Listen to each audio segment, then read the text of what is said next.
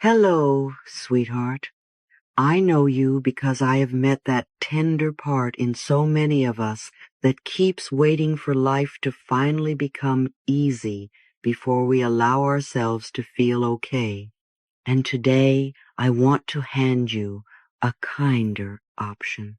You are not here to earn peace like it's a salary, and you are not here to postpone your joy until every loose end is tied up in a perfect bow.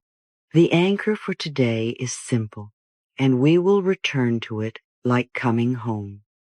I allow myself to experience my good now, not later, not after the apology, not after the bank account changes, not after the body behaves, not after the whole world cooperates now. If you can let one tiny corner of your heart soften right now, you have already begun to change your life, because your nervous system learns safety through moments, not through speeches. So take a deep breath with me, just one, and let it go slowly, and feel how your body responds when you stop demanding that it be brave all the time. Put your hand on your heart and notice the warmth under your palm, because that warmth is life saying, I am here. And if your mind immediately argues, oh, the mind loves to argue, just smile a little and say, thank you for sharing, and come back to your breath.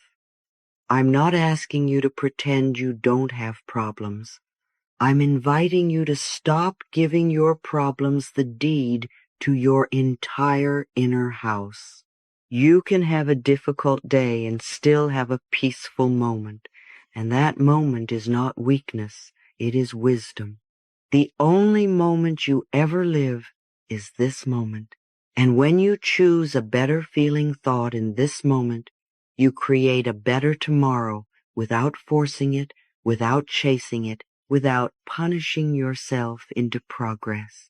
Now let's talk about what good now really means, because some people think it means you're denying reality, and that's not it at all. Good now doesn't erase your grief, your bills, your fatigue, your history, or your healing process. It simply says, these things do not get to occupy every room in me. Have you ever been in a house where one person is angry and suddenly everyone has to whisper, tiptoe, and apologize for existing? That's what we do inside ourselves when we let fear take over the whole atmosphere. Your inner world is like a garden, and even if one corner has weeds, you do not have to set the whole garden on fire. You can water what is alive. You can sit in the patch of sunlight. You can notice one thing that is working, and that is not spiritual bypassing. It's self-support. Many of us were trained to believe we must deserve relief, and we tighten up until we think we've paid enough dues to breathe again. Sweetheart, you do not have to earn your exhale.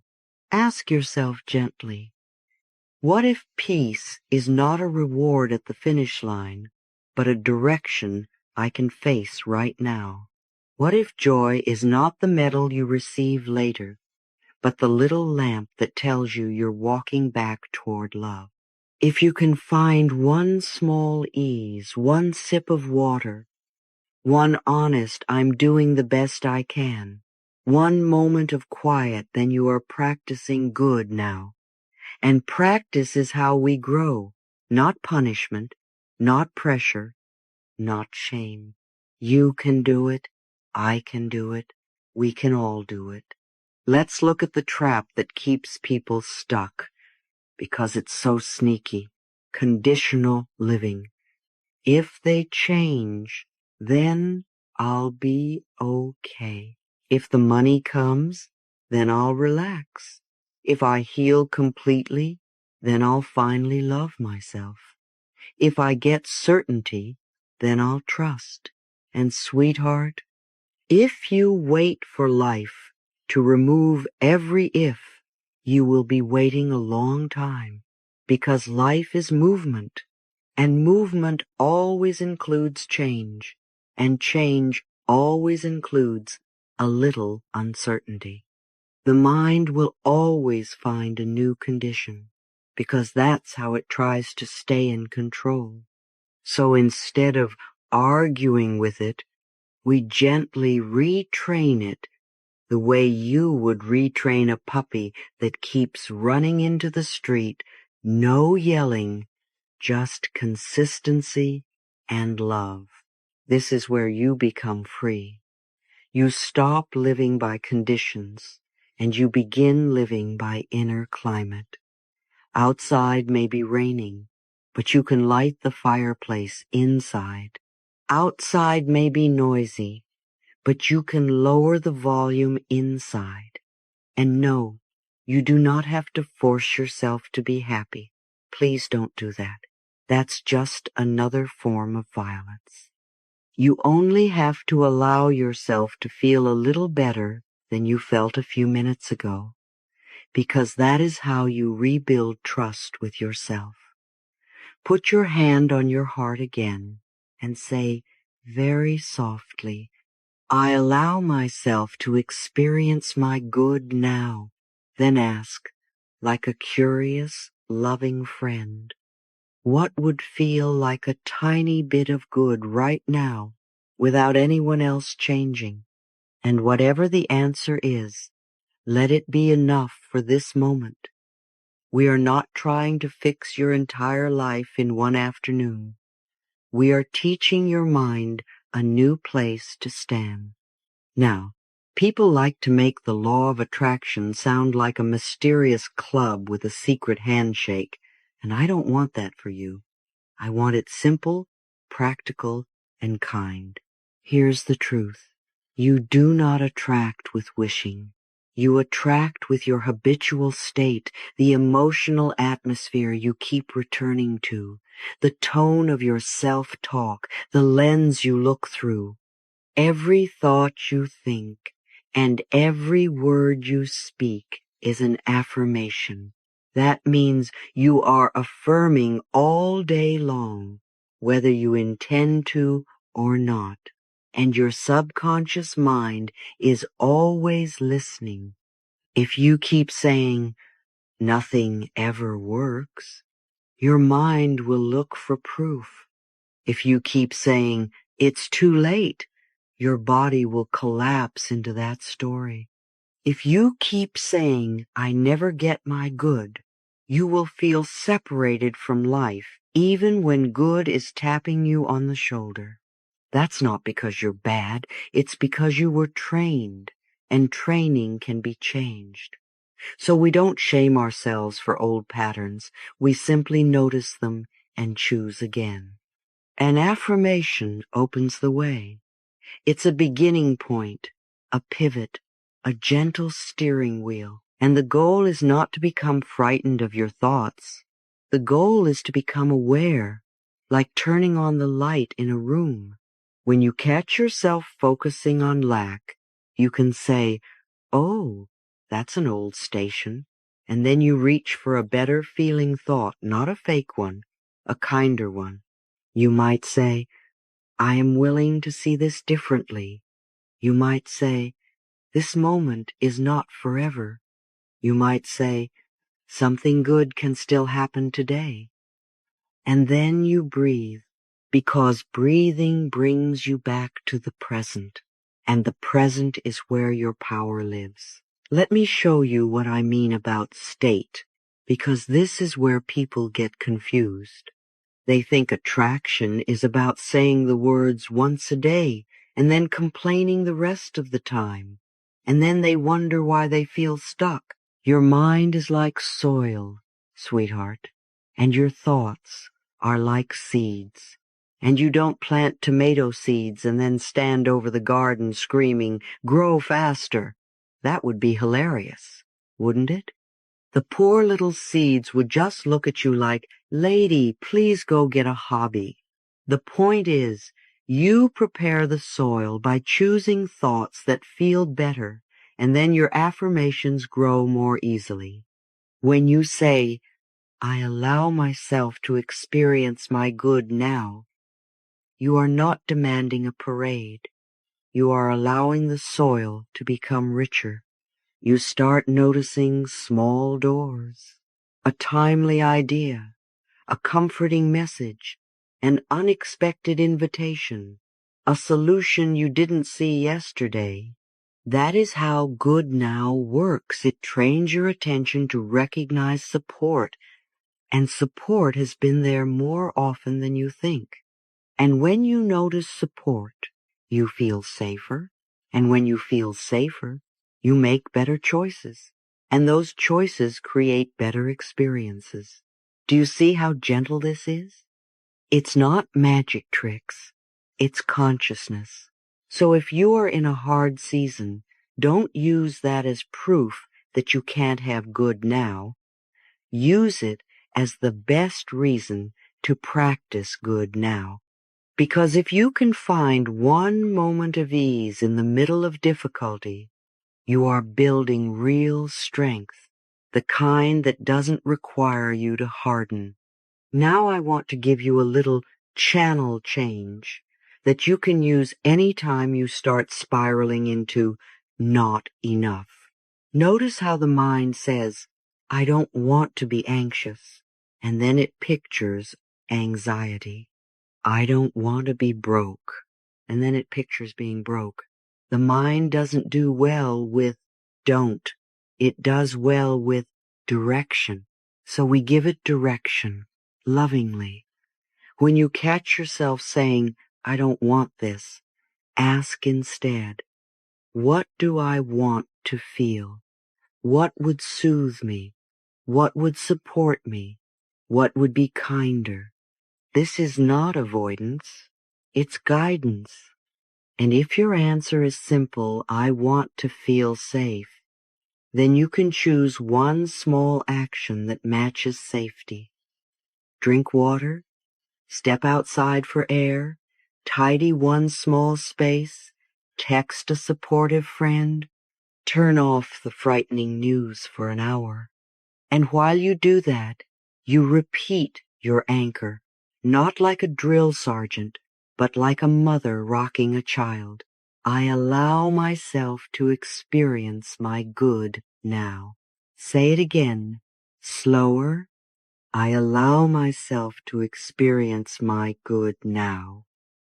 And again, with a tiny pause after allow, because allowing is the medicine. I allow myself to experience my good now.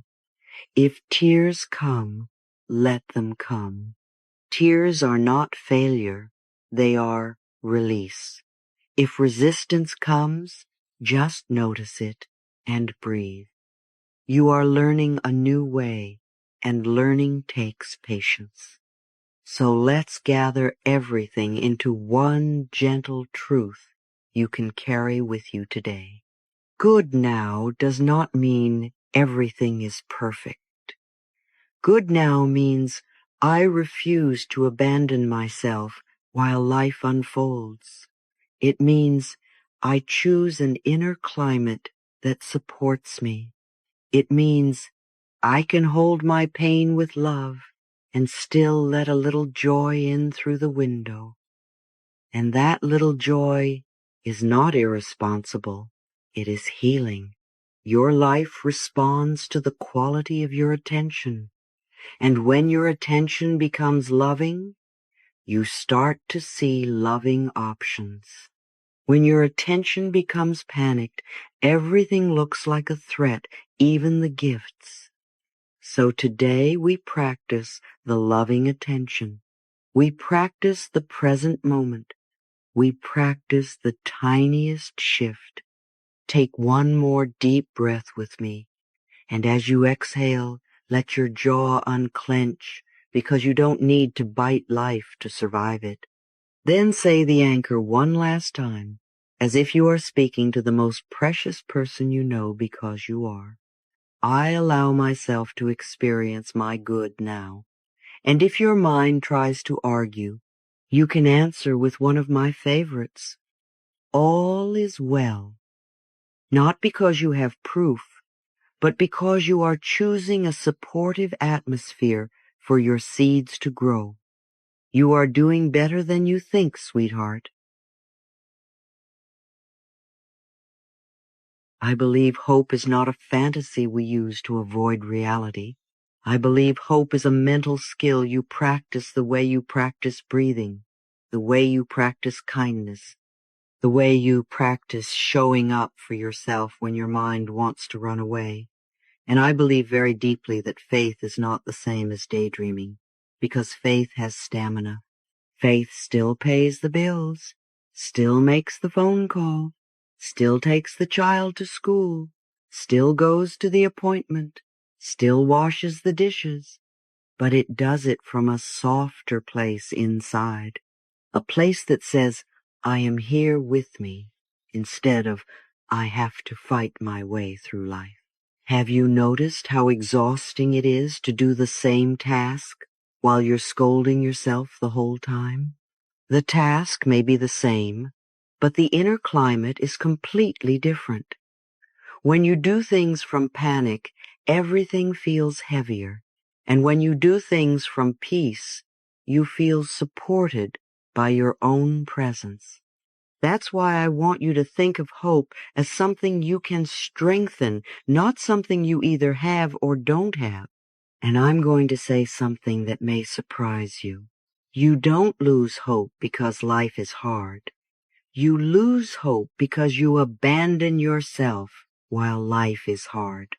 When you stay with yourself, when you speak kindly to yourself, when you stop making your tenderness a weakness, hope stays alive like a little candle that refuses to go out. People quote that line, hope is a good thing, and they're right. It's the life of the heart.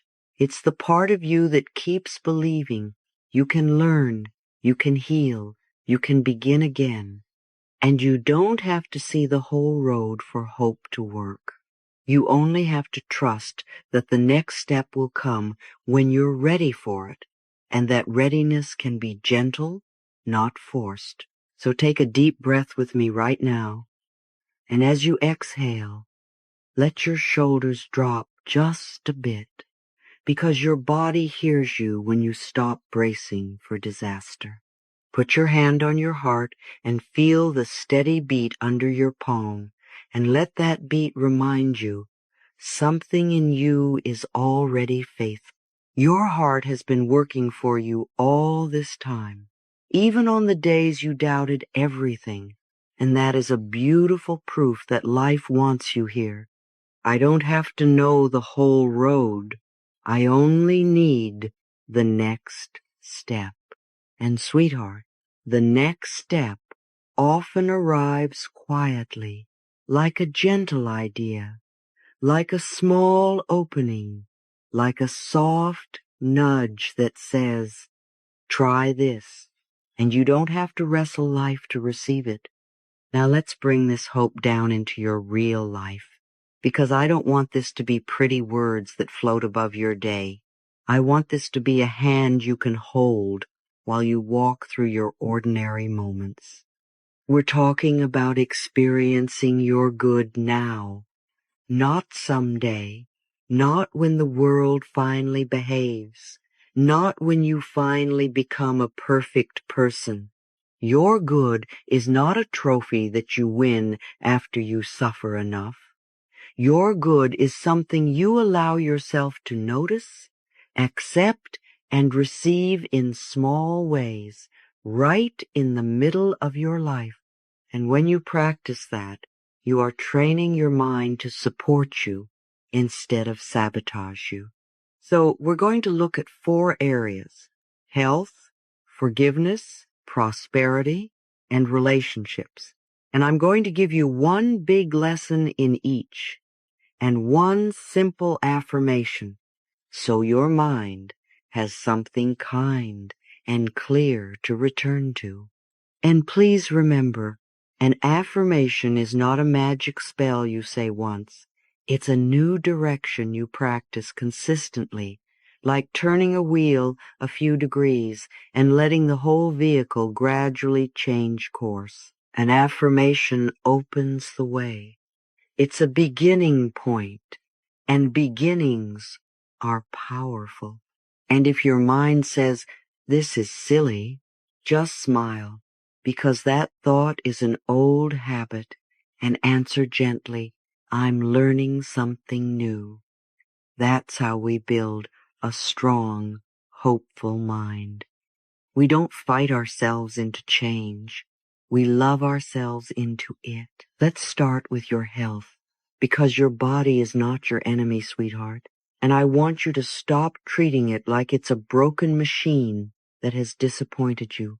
Your body is always listening to you, not in a judgmental way, but in an obedient way, like a little child who believes whatever you say about it. If you call your body names, if you tell it it's failing you, if you speak to it with anger, your body receives that as atmosphere, poor soil, poor growth. And when there is pain, the instinct is often to hate the pain, to fight it, to tighten against it, to make it wrong. But pain doesn't need to be hated. It needs to be loved enough to soften. It needs to be listened to. It needs to be met with care, not punishment. I'm not saying you don't get medical help. Of course you do what is sensible and supportive.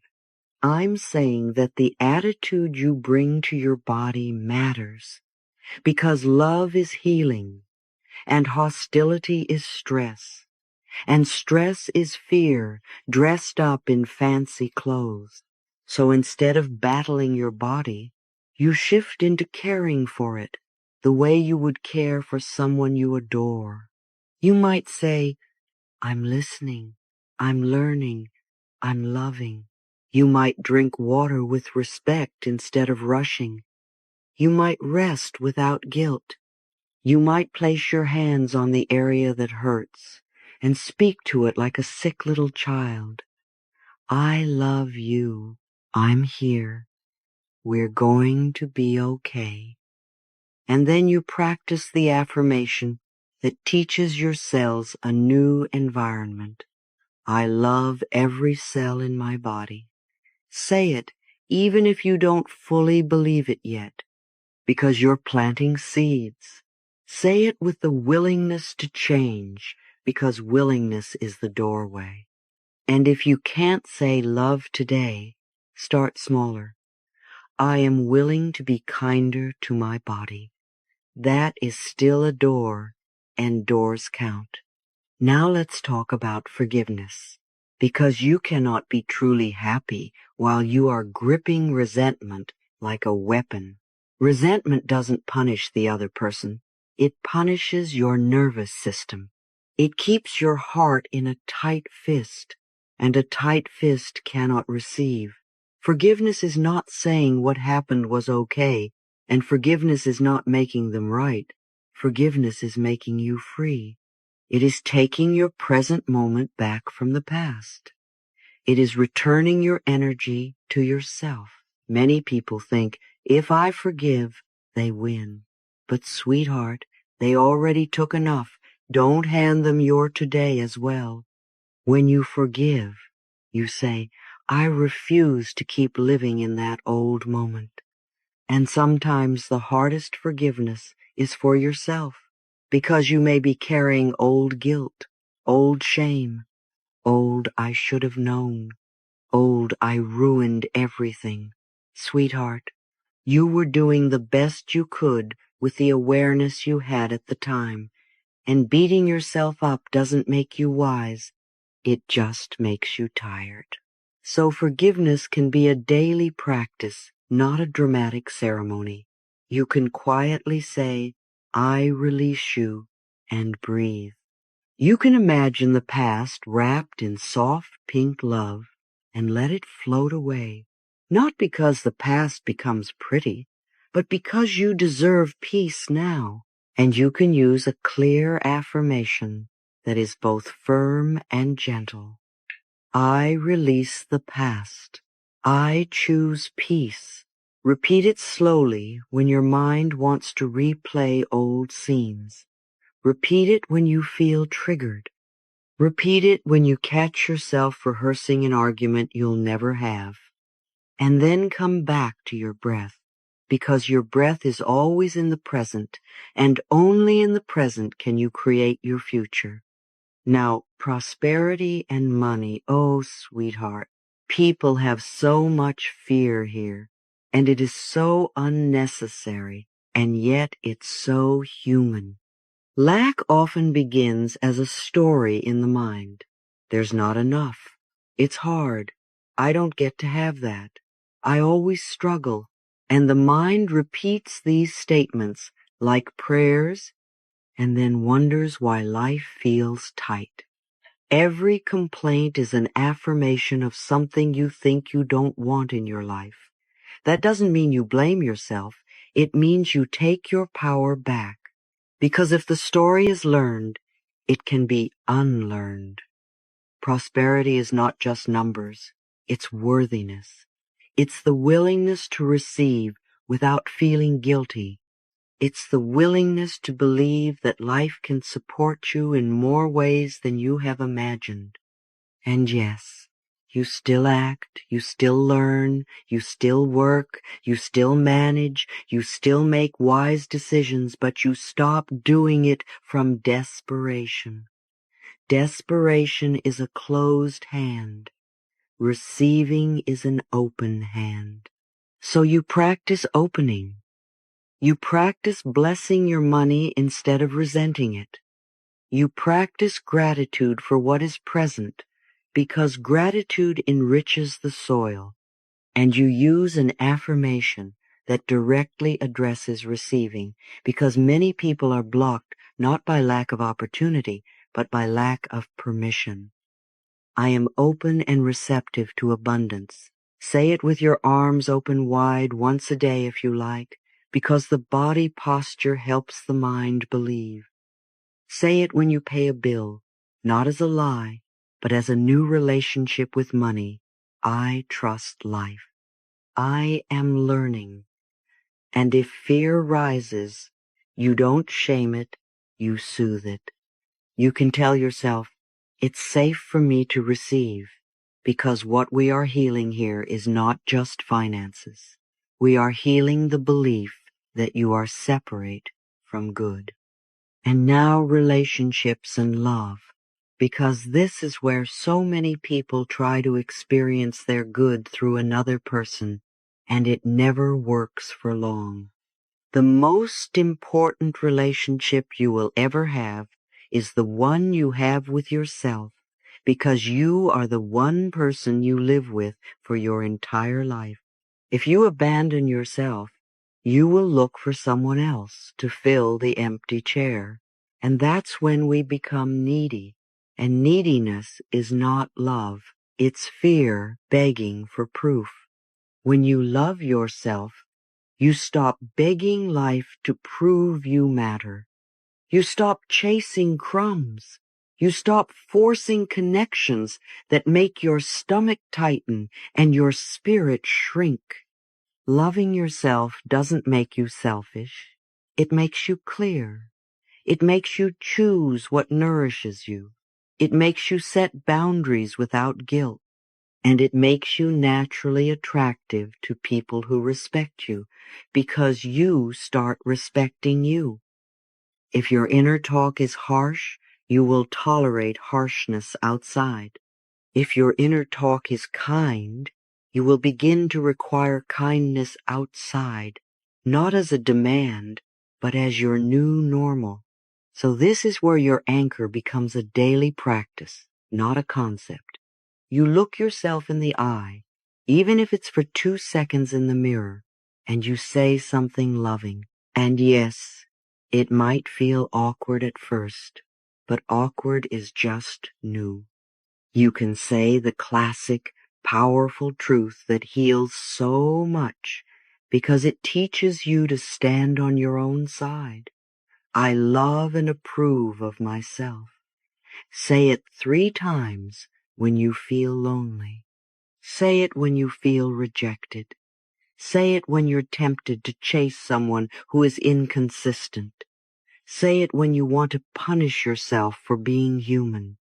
And then, sweetheart, watch what happens over time. Your choices change, your tolerance changes, your standards change, and your heart becomes a safer home. And when your heart is a safer home, you don't cling, you connect. And before we go any farther, sweetheart, I want you to feel this in your body, because we're not collecting ideas today. We're learning a new way to live inside ourselves right here, right now. Take a slow breath in. Let it fill your chest gently. And as you breathe out, soften your jaw just a little, because when you relax your face, you're telling your whole nervous system, it is safe for me to receive. This is our bridge. This is our little turning point. You don't have to wait until you are finished to experience goodness. And you don't have to be perfect to begin. You get to begin while you are learning. You get to begin while you're shaky. You get to begin while you're still figuring it out. And yes, I know the mind will say, but what if I fail? And I want you to answer that mind with warmth. Then I learn. That's it. That's the whole secret of being alive, trying, learning, adjusting, trying again, and staying on your own side the entire time. Now, let's talk about creativity, because creativity is one of the most direct ways to experience your good now. Creativity is not only painting or writing or singing, sweetheart. Creativity is life moving through you in any form. It's the way you solve a problem, the way you cook a meal, the way you decorate a little corner of your home, the way you speak kindly to someone when you could have snapped. And I want to say this clearly, creativity has no age. If you are breathing, you are still allowed to blossom. You are not too old. You are not past it. You are not done. Some of the most beautiful blooming happens later, when you finally stop trying to prove yourself and start enjoying yourself. And the truth is, you don't need to be good to begin. You need to be permitted. You need to give yourself permission to be a beginner without shame. Those old critical voices that say, "Who do you think you are?" are not the voice of truth. They are old recordings from people who were afraid. And you don't have to keep playing those recordings. When you create, something inside you heals, because you are proving to yourself, I'm still here. I'm still alive. I still have something to offer. Creating is not just making something, it's reclaiming yourself. So if you can, put your hand on your heart and say this gently, like you mean it. My creative energy flows freely through me. Say it again if you want to, not to force it, but to open the door. And then do one small creative thing, one sentence, one sketch, one idea list, one photo, one little rearranging of your space, because beginnings are holy. And this brings us to the universe. And I don't want it to sound airy or far away, because life's support is often very practical. Life supports you through a phone call, a timely email, a person who shows up, a small opportunity that looks ordinary at first. The universe doesn't just hand you what you want. It meets you at what you are ready to receive. And readiness doesn't start with effort, sweetheart. It starts with safety inside. When you feel safe, you can notice help. When you feel unsafe, you miss it, even if it's right in front of you, because fear narrows the mind like blinders on a horse. So your real work is not manifesting harder. Your real work is softening enough to receive what is already trying to reach you. And the signs that life is supporting you are usually small, almost humble. A new idea that feels light, a coincidence that makes you smile, a tiny door that opens just a crack. The mind loves big dramatic miracles, but life often whispers this way, and it's your job to listen. Life loves you enough to support you, and support can be quiet, it can be subtle, it can be one helpful person, one gentle nudge, one little opening that didn't exist yesterday. So I'm going to give you one practice, only one, because we are not overwhelming you. We are building trust. I call it the Good Now check-in, and it takes about 30 seconds, and you can do it anywhere. When you notice yourself tightening, rushing, or sinking into not yet, pause and ask, what is one good thing I can allow right now? Not, what can I fix? Not, how do I solve my whole life? Just one good thing I can allow right now. Maybe it's one slow breath. Maybe it's a sip of water with presence. Maybe it's opening a window and letting light touch your face. Maybe it's speaking kindly to yourself for one moment instead of criticizing. And then you choose that one thing and you do it. Because here is the truth. You do not need to change your entire life in one day. You only need to open a small crack in the door, and light will do the rest. A little opening is still an opening. A small step is still a step. You can do it. And now we close, the way we always close, like a hand on your shoulder, like a gentle blessing as you walk back into your day. Sweetheart, the good is not only at the end of the road, it is also right here, in the middle, in the messy parts, in the learning parts, in the tender parts. When you allow good now, you are teaching life how to love you, because you are finally available for love, and you are teaching yourself how to live, not as a reward for future perfection, but as a present choice. So let's do our slow affirmation loop, and I want you to say it as if you are speaking to a sweet child inside you who needs to hear it, because that child has waited long enough. I allow my good now. I am worthy of joy. Life supports me. Again, softly. I allow my good now. I am worthy of joy. Life supports me. And one more time, even softer, like a lullaby. I allow my good now. I am worthy of joy. Life supports me.